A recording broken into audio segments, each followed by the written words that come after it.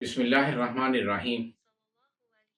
الحمدللہ رب العالمین، والصلاة والسلام علی خاتم النبیین، سیدنا احمد الزہوق للقتال صلی اللہ علیہ وسلم۔ ہمارے سردار جہاد کے لیے ہمہ وقت تیار۔ ام المومنین حضرت عائشہ صدیقہ رضی اللہ عنہا سے روایت ہے کہ جب آپ جنگ خندق کے بعد تشریف لائے تو آپ نے غسل کرنا چاہا۔ حضرت جبرائیل امین تشریف لے آئے۔ آپ کا سر مٹی سے اٹا ہوا تھا۔ انہوں نے ارشاد فرمایا کہ اے اللہ کے رسول، آپ نے اپنے ہتھیار اتار دیے۔